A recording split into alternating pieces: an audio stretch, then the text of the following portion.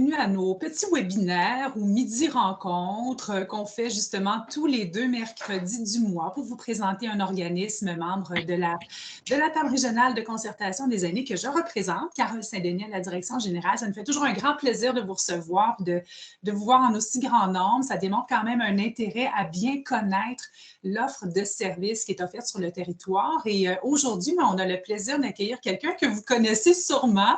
Il nous mentionnait justement un petit peu plus tôt qu'il a l'occasion de faire des présentations auprès des intervenants du CIS de façon régulière, mais comme il y a beaucoup de nouvelles personnes, c'est toujours bon de se rafraîchir la mémoire un petit peu aussi, bien, ça nous a fait plaisir de l'inviter, puis de savoir qu'il a accepté avec plaisir d'être présent avec nous aujourd'hui. Donc, M. Pierre Lynch, qui est le président du comité des usagers du C3S de Laval. Alors, bonjour Pierre, merci d'être avec nous. Et puis, sans plus tarder, bien, je te laisse faire la présentation de ton organisme. Bien, merci Carole pour l'invitation. Alors, bonjour à vous tous. Tel que mentionné, là, je porte plusieurs chapeaux. Là, dont le chapeau que je porte aujourd'hui, c'est à titre de président du comité des usagers du C3S de Laval. Mais je suis aussi le président de tous les comités d'usagers à Laval et le représentant au niveau du conseil d'administration du CIS de Laval. Alors, sans plus tarder, vu qu'on n'a pas beaucoup de temps, je vais partager la présentation avec vous. Ah, bougez pas, donnez-moi le temps de... Et pendant que tu fais ça, Pierre, j'en profite juste pour faire un petit rappel, quoique les gens sont familiers, mais si vous avez des questions, au fur et à mesure, vous pouvez les inscrire dans le clavardage et à la fin de la présentation, ça me fera plaisir, en remplacement de Cynthia Brunet aujourd'hui, de présenter vos questions à Pierre. Juste à un moment, j'ai de la difficulté à activer le diaporama, là. Ah, voilà, OK. Et voici. Alors, donc, on va commencer. Il y a une base légale au niveau des comités d'usagers. Alors, les comités d'usagers, ils ont été créés en 1991 sous la loi du L4S. Alors, c'est la loi de santé et services sociaux là, qui, selon leur article 209, crée l'obligation d'avoir un comité d'usagers et un comité de résidents dans chacune des installations des différents établissements de santé. Alors, en 2003, il y a une autre loi, plusieurs lois qui ont été changées entre-temps. Avec la loi de 2003, c'est l'Agence de développement des réseaux sociaux de santé qui a créé les agences. En 2015, il y a eu la fameuse loi du ministre Barrette, là, la LMR4S là, ou 3S, qui modifiait encore la structure, mais toutes ces modifications-là ultérieures n'ont pas changé les prémices de base là, au niveau de la loi. C'est qu'il y a encore une obligation de maintenir un comité d'usagers et un comité de résidents dans chacun des établissements. Le mandat et les fonctions des comités d'usagers et de résidents.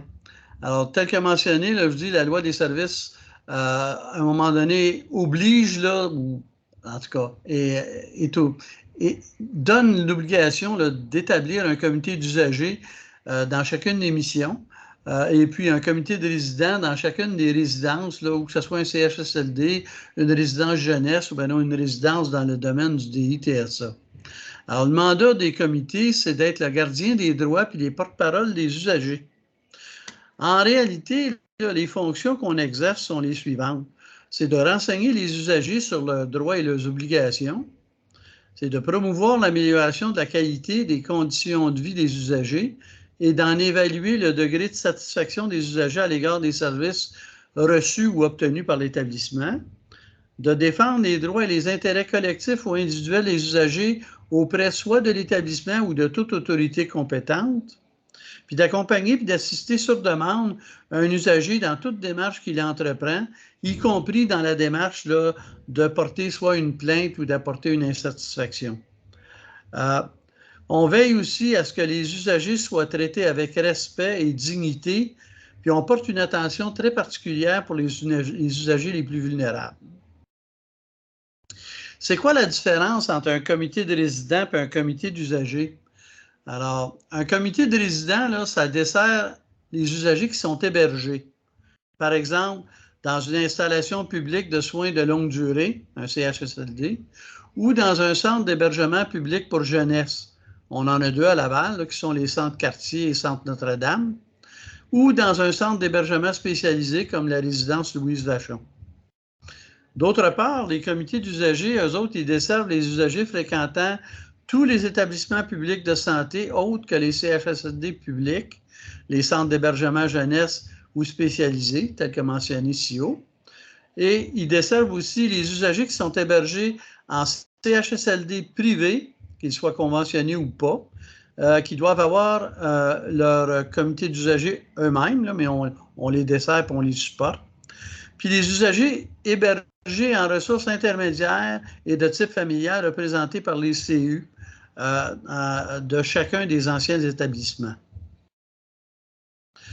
Si on regarde les usagers partenaires ou les comités d'usagers, parce que vous allez entendre souvent parler d'usagers partenaires puis de comités d'usagers. Alors, les usagers partenaires, c'est des gens qui vont partager eux-mêmes leur parcours clinique. Tandis que les comités, puis ces usagers partenaires-là, bien, ils n'ont pas d'assise légale comme telle. Là. Il n'y a pas d'obligation de représentation de par la loi. Au niveau du comité des usagers, bien, c'est des membres qui sont élus. Ils occupent des fonctions selon les régies de la loi. Puis, c'est les représentants officiels là, au niveau des usagers, au niveau de leur défense de leurs droits face aux services de santé. Si je regarde l'organigramme des comités d'usagers à Laval, alors, ce que vous voyez en jaune dans le coin inférieur gauche, c'est le comité des usagers du C3S. Alors, c'est l'ancien, en fait, quand ils appellent ça un comité continu, parce que avec la dernière loi qui a créé les CIUS et les CIS, bien, c'est avant cette loi-là, puis avant les agences, il y avait les C3S. Alors, on est demeuré en place, là, ils n'ont pas changé cette fonction-là. Alors, sous le comité des usagers, il y a 6 comités de résidents, des 6 CHSLD publics de Laval qui se rapportent à ce comité-là. Si vous voyez dans la balance de l'organigramme, vous avez les autres comités qui supportent les autres missions à Laval, dont le comité des usagers du CRDI-TSA, okay, sous lequel se rapporte la résidence Louise Vachon, le comité du centre jeunesse et de dépendance, sous lequel se rapportent 2 comités de résidents, soit le comité Notre-Dame et le comité Cartier. Puis on a complètement à part le comité des usagers de l'hôpital de réhabilitation juive. Okay? Ils ont leur propre comité d'usagers. Tous ces comités-là se rapportent directement au comité des usagers du centre intégré, ce qu'ils appellent le CUCI. Là. Et le CUCI détient ou représente l'ensemble des usagers au conseil d'administration du CIS de Laval. Puis au niveau hiérarchique, l'ensemble des comités d'usagers se rapportent à la direction générale adjointe du CIS. Présentement, c'est sous la direction de Majoric Bouchard. Les 5 comités d'usagers au sein du CIS de Laval, bien, ils représentent chacune des missions ou des clientèles desservies. Alors, on va se centrer surtout sur le CU-C3S. Alors, on représente tous les usagers qui vont fréquenter Cité de la Santé, les cliniques externes de Cité de la Santé et les autres spécialités, les anciens CLSC, en tout cas, et les centres ambulatoires, que ce soit le centre ambulatoire là, qui est situé sur le boulevard Chemédé ou le centre ambulatoire pour la santé mentale, puis les centres de prélèvement, les laboratoires, puis les GMF. Alors, tous ces gens-là là, qui sont desservis là-bas, le comité des usagers du C3S de Laval les représente.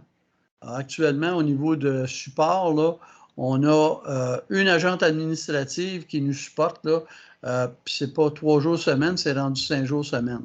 Puis environ 44 bénévoles. Okay? Chacune des autres missions possède ses propres clientèles. Là. Alors, à un certain moment donné, c'est parce qu'il n'y a pas un seul comité d'usagers qui pourrait supporter toute la clientèle, mais on le fait tous de la même façon. Je vais en arriver aux droits selon la loi de santé et services sociaux. Il y a 12 droits qui sont inscrits dans la loi, dans l'article 209. Alors, il y a le droit à l'information, le droit au service, le droit de choisir son professionnel ou son établissement de soins, le droit de recevoir les soins que requiert son état, le droit de consentir à des soins, le droit de participer aux décisions qui concernent son état, le droit d'être accompagné, assisté et représenté, le droit à l'hébergement, le droit de recevoir des services en langue anglaise pour nos collègues de langue anglaise, le droit d'accès à son dossier d'usager, le droit à la confidentialité de son dossier d'usager et le droit de porter plainte. Alors, c'est les 12 droits de base, mais ce ne sont pas les seuls droits là, qui sont accordés aux usagers. Il y a aussi des droits qui sont accordés dans le cadre de la Charte des droits et des libertés. Exemple, les droits à la dignité, les droits au respect. Il y a des droits qui sont accordés dans le Code civil. Puis, il y a des droits qui sont accordés à la loi à l'accès aux documents des organismes publics. Puis, il y en a sûrement d'autres droits qui ont été accordés, là, qui ne font pas partie de cette présentation-là.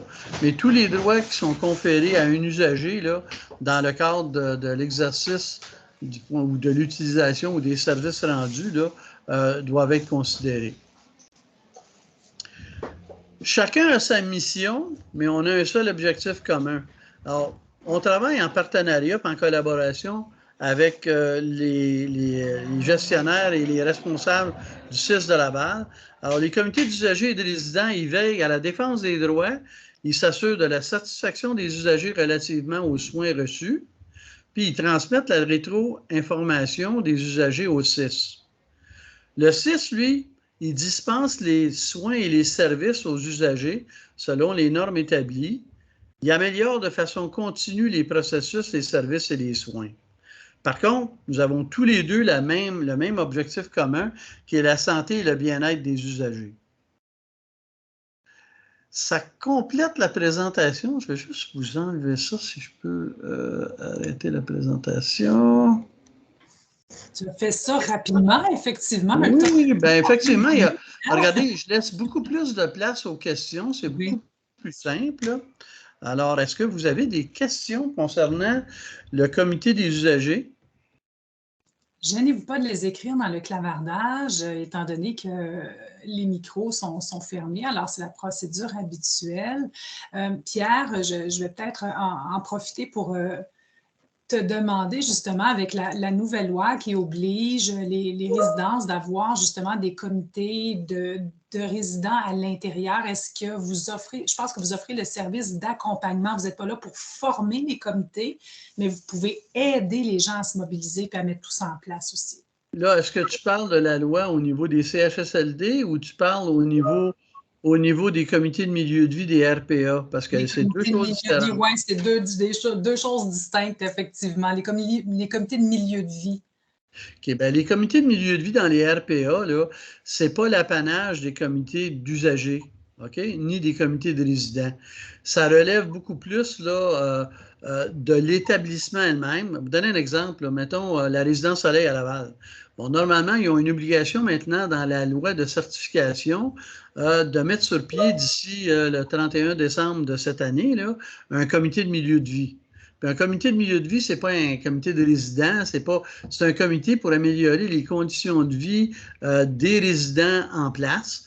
Donc, s'il y a des résidents sur place qui voient là, qui ont, mettons, un petit peu de résistance ou bien donc l'établissement ne veut pas mettre sur pied un comité de résidents, bien, ils peuvent toujours communiquer avec, en partie, l'AQDR qui en a déjà établi des comités de milieu de vie, mais ce n'est pas l'apanage des comités d'usagers. C'est une bonne précision. Merci beaucoup, Pierre. On a quelques questions, justement, qui entrent dans le clavardage. La première, quelle est la nature de la relation entre le CAP, le comité d'assistance et d'accompagnement aux plaintes de Laval, et les comités des usagers, la relation entre les deux? Ça a l'air d'être une question qui vient de Mme Laperle, non? En tout cas, regardez. C'est une autre DG d'organisme de Laval. C'est ça. Regarde, on travaille en collaboration avec le CAP. Le CAP, sa mission première, c'est d'assister les usagers dans la rédaction de leurs plaintes. Habituellement, ce qui arrive, là, c'est que les usagers, le premier contact qu'ils ont lorsqu'ils ont une plainte ou une insatisfaction, bien, ils communiquent avec un membre du comité des usagers ou des résidents. Puis habituellement, on va valider avec elle la nature de la plainte ou de l'insatisfaction. Lorsque la personne, on lui explique ses options. Une des options, c'est qu'elle peut aller directement au commissaire aux plaintes puis la faire, la plainte. Par contre, cette plainte-là, lorsqu'elle est faite au commissaire aux plaintes, ben, ils ont à peu près 45 jours pour y répondre, puis la réponse à la plainte comme telle, ben, c'est juste une recommandation. Habituellement, là, 9 fois sur 10, c'est des insatisfactions, c'est mettons, des réponses qui n'ont pas été données là, au moment où ils ont reçu les soins. Puis, à un moment donné, quelqu'un à la porte, là, à un moment donné, on réussit, nous autres, à travers le contact avec les gestionnaires, à aller régler ces cas-là. Dans les cas où, à un moment donné, ils veulent absolument rédiger la plainte puis ils ont de la difficulté, bien, nous autres, on communique avec, ou on les réfère, un des deux, là, au CAP pour être en mesure de bien rédiger cette plainte-là, parce qu'eux autres ont l'expertise, hein, cette expertise-là que nous, on n'a pas nécessairement. Merci Pierre pour la réponse à la question d'Hélène. Maintenant, il y a Martine qui demande quel est le volume de demandes que vous recevez par année? Est-ce qu'il y a une estimation ou une compilation de faits qui pourrait répondre à cette question-là pour donner une petite idée? Ça varie pas mal. Remarquez bien, là, au cours des 3 dernières années, à cause de la COVID, là, on a été privé de nos moyens principaux de communication. Nos 2 moyens de communication, c'est nos conférences mensuelles qu'on tenait, parce qu'on avait à peu près entre 100 et 150 personnes qui venaient assister à ces conférences-là.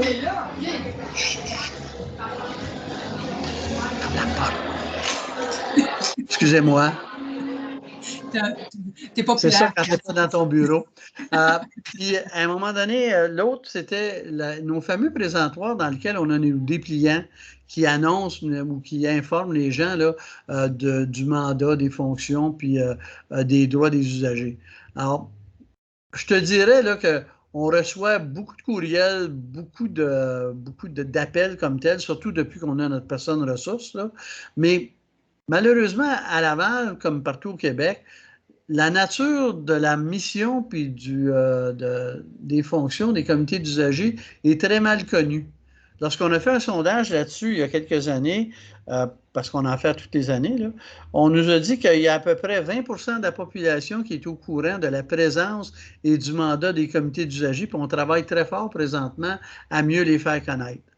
Alors, ce n'est pas tellement dans le nombre ou la quantité d'interventions qu'on va avoir, mais dans la qualité des interventions qu'on va faire, surtout avec les gens qui communiquent avec nous, mais surtout des interventions qu'on fait hors communication, des représentations qu'on fait avec les décideurs, avec les élus et ainsi de suite.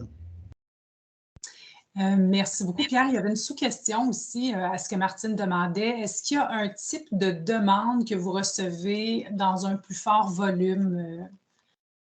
Un type de demande que vous recevez le plus, finalement? Bien, souvent, c'est des demandes d'informations supplémentaires suite à des soins reçus. Puis, ils ont de la difficulté des fois à communiquer avec le service concerné. Des fois, c'est des détails. Là. Ça, c'est le nombre le plus fréquent d'informations qu'on reçoit.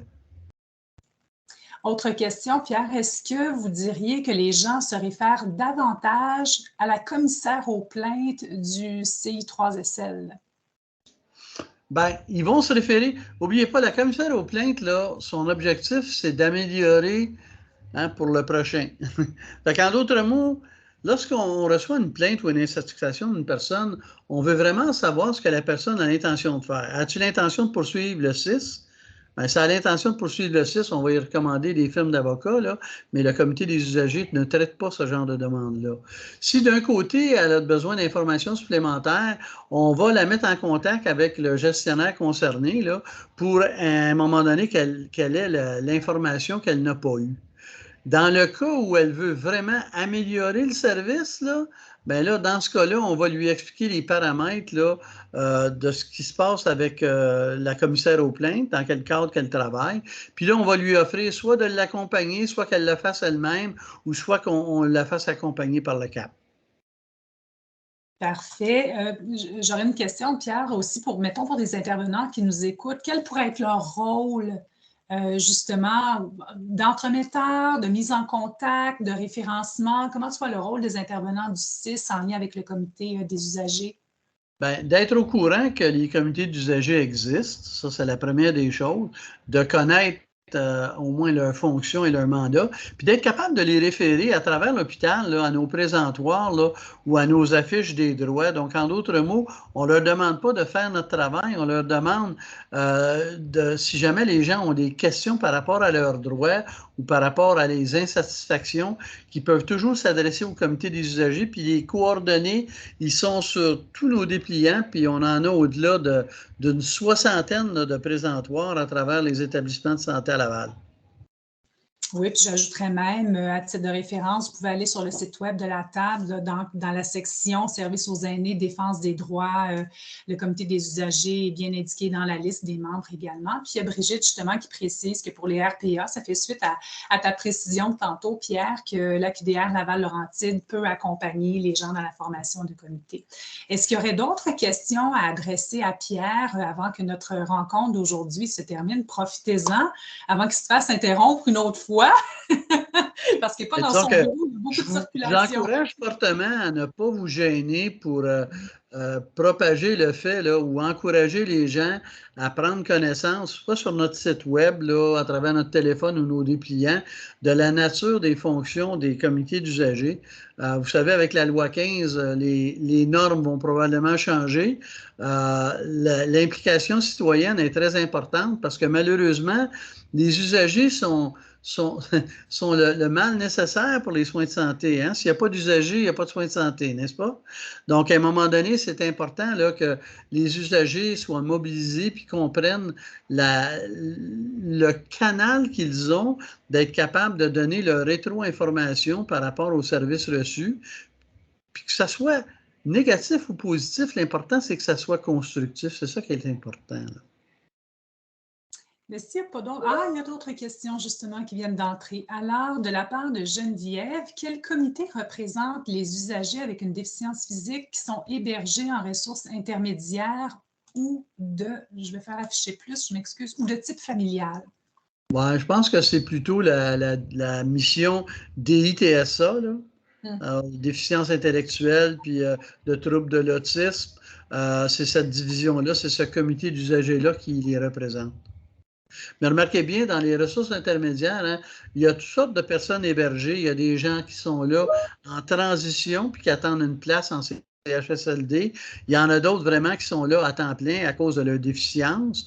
Puis il y en a d'autres là qui sont en transition suite à, mettons, une intervention chirurgicale pour le fait de récupérer comme tel. Alors, la clientèle, elle varie pas mal. On demandait est-ce que c'est possible de venir présenter la présentation d'aujourd'hui, Pierre, avec le PowerPoint que tu as présenté dans les équipes terrain. Auprès des équipes terrain. Est-ce que c'est possible de faire la présentation d'aujourd'hui? Notez que lesquelles équipes terrain en particulier? Lesquelles équipes terrain? Est-ce qu'il y a une précision, Martine, à votre question au niveau des équipes? Et pendant ce temps, je peux vous mentionner qu'on peut vous partager le PowerPoint d'aujourd'hui à la suite de la présentation. Et évidemment que la présentation, l'enregistrement d'aujourd'hui va être accessible dans l'intranet. On mentionne l'exemple du service social de l'hôpital. On est disponible là, seulement qu'à communiquer avec notre bureau, là, communiquer avec Julie Gauthier, qui est notre adjointe administrative. Le numéro de téléphone, là, vous pouvez le prendre en note, c'est le 450-978-8609. Ça va nous faire plaisir, là, aussitôt qu'on trouve du temps de libre, là, on peut le faire virtuellement comme on peut le faire en personne. Ça va dépendre de vos besoins. Alors, j'espère que je n'ai pas fait d'erreur. J'ai transcrit dans le clavardage. C'est bien 450-978-8609, Pierre? Tout à fait. Bon, parfait. Excellent. Et on pourra vous partager la présentation d'aujourd'hui, PowerPoint, et encore une fois, disponible sur l'intracis du 6 et sur la chaîne YouTube de la table. Donc, les dépliants d'informations, Pierre, ça pourrait être une bonne façon de les partager, de les distribuer à l'interne pour faire connaître l'offre de service auprès des résidents là, dont tu viens de nous parler aujourd'hui. Bon, ce que je vais faire, je vais t'envoyer les dépliants sous forme électronique. Là. Comme ça, tu vas pouvoir les mettre sur le site. Et puis, ne vous gênez pas, là, si vous avez d'autres questions, parce que les questions ils viennent avec le temps, avec l'usure, communiquez avec notre adjointe administrative. Là. Si on n'a pas la réponse, on va trouver, craignez pas. Je suis pas inquiète. Mais écoutez, s'il n'y a pas d'autres questions, ça ne semble pas être le cas. Bien, je vous remercie beaucoup de votre participation et de votre présence. Pierre, merci beaucoup de ta disponibilité. Tu as un horaire chargé. Ah, est-ce qu'il y avait une main levée de la part de Brigitte ou c'est Brigitte qui fait des salutations? Juste 2 petites secondes, je vais aller valider. Ah, Brigitte, bon là, je te vois à l'écran. C'était un bonjour que tu faisais, oui? OK. Merci Ben, beaucoup à merci vous tous beaucoup. pour votre présence et puis je vous souhaite une bonne fin de journée à tous. Merci beaucoup, Pierre. Et il nous reste 2 rencontres d'ici la fin de la saison. Donc, dans 2 mercredis, le 7 juin, ça va être autour du relais communautaire de venir vous parler de son offre de service. Et pour notre dernière présentation à la fin du mois de juin, ce sera d'Ira Laval qui sera à l'horaire. Alors, merci beaucoup. Merci, Pierre. Merci, Sophie, à la technique. Puis passez une très belle journée. Allez, À au revoir. bientôt. Bye bye.